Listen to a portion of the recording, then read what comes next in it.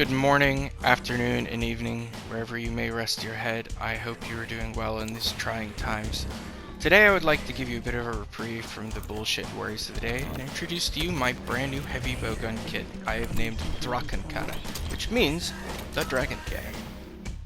This is a full Fatalis armor build, with the one exception being Draken Bracers Alpha, which give us Agitator level 2, Artillery 3, and 2 level 2 deco slots, which, given that we're going to need guard up, it just really works out perfectly for this build anyways. I don't feel like I'm wasting a deco slot by slotting in a guard up in a level 4. So this just worked out supremely well for this, and you obviously don't need to use it. If you prefer to use the Dragon Claws, you certainly can, but I would recommend using the Brachydium Bracers. I have a Challenger 5 charm in. You can also swap this out for guard up, earplugs, or even attack up if you prefer. So let's go through the skills one by one and talk about what they do for this build. First of all, of course, is the Fatalis 2-part bonus, which is going to unlock all skill caps in the game for skill secrets. In addition, the 4-piece is going to grant us True Razor Sharp, which give us, I believe, about a 30% chance for free shot on our heavy bowgun shots. Agitator is a skill that really doesn't need too much explanation. It's one of the single strongest offensive skills in the game. I use this in almost every single build I ever play.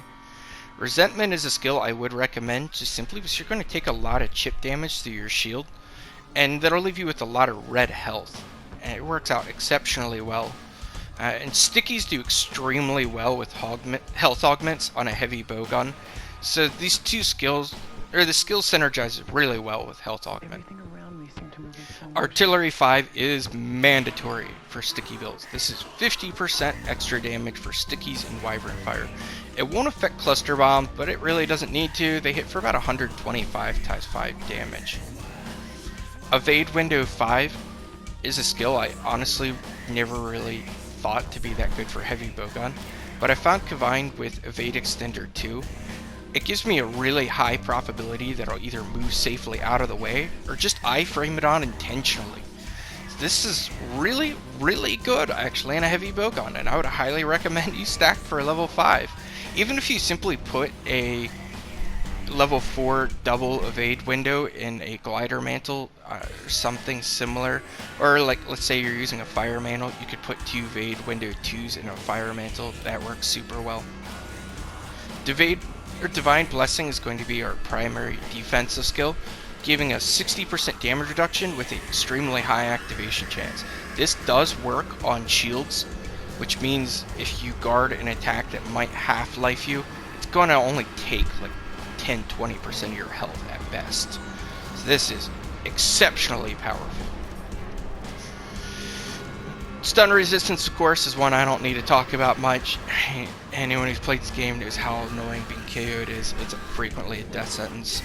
This is going to give us 1 extra shot on our clusters and sticky ammo, so another skill I would highly recommend picking up. Peak Performance is going to give us a little more damage whenever our health is full, which again, thanks to having a health augment in this heavy bowgun, is going to be very, very frequent. Medicine 2 is going to aid in that health recovery. We don't need Critical Eye, but it's part of the armor. Same is true of Weakness Exploiter, unfortunately. They're just kind of there, can't get rid of them, it is what it is. Evade Extender 2 is basically mandatory for heavy bowguns. I found it's more than sufficient to dodge nearly every single attack in the game. There's a couple attacks you can't quite get out of the way with Evade Extender 2, you just have to get used to which ones it is, and guard it. You could, of course, very easily switch this out with something else and squeeze in Evade 3, but I really don't think it's necessary. Just, you do you. Use what you think is best. Fortify is a skill that is exceptionally useful, particularly in Guiding Lands. Very often I'll come to Guiding Lands and immediately down myself twice for that 20% offense and 30% defense. But if you're against a really, really tough fight, say it's Fatalis, it's really frequent that you're going to get 1 feint in, just purely incidental. So having Fortify is really nice. It'll help mitigate any loss from your meal bus and things like that, so I would recommend it. Resuscitate is really strong with any shielded weapon. Anytime you're hit with any form of environmental or elemental blight, you're going to get something like 50% stamina usage reduction, as well as greatly improved invulnerability windows. This does stack with evasion window, as far as I'm aware, giving us huge iframes whenever we roll. And this means we'll be able to clutch claw comfortably even with ice blight and not have to worry about our stamina just going down too damn fast to be able to do anything with it. Slinger capacity is definitely a skill you can skip if you like. I had it combined with the level 4 deco, and I really like it for shielded weapons that are slow like this and have such slow stowage speed, so I don't have to put my weapon away to pick up more ammo to flint shot monsters into a wall. Having Slinger capacity 1 will leave us with 1 rock if you were to pick up rocks from the ground after a wall flinch to flint shot a second time whenever they're available to do so, without ever stowing your weapon.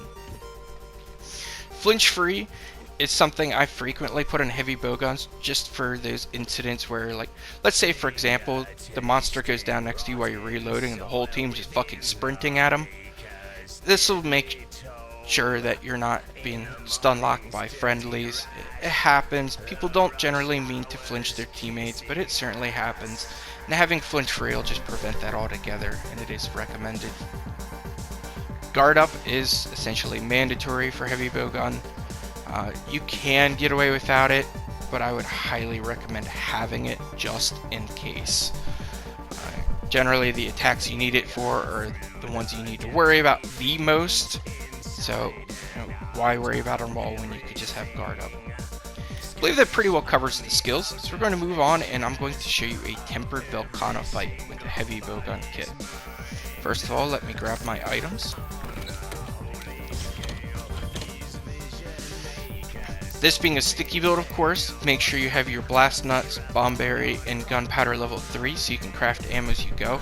I would highly recommend getting good with setting up scroll wheels so you can quickly craft ammo as you're using it. You can certainly pause and craft it. I know somebody who does that, but I find it to be extremely tedious, and it means you're blocking your screen with menus. So I would get used to using the L1 menus for crafting if you can. Recommended Palico gadgets for this are going to be Vigor Wasp possibly, just so you can get a little bit extra heals without putting away your weapon. And another really strong one with heavy bowgun is Shield Spire. This will completely keep the monster away from you for a set period of time so that you can just unload on its face or body, whatever you can hit it, and not have to worry about the monster being drawn to your position. That being said, of course, Plunder Blade and Choral Orchestra certainly have value. I often use the Nyalotov cocktails just because it very frequently will flinch and stagger monsters over. So let's move on and do a hunt.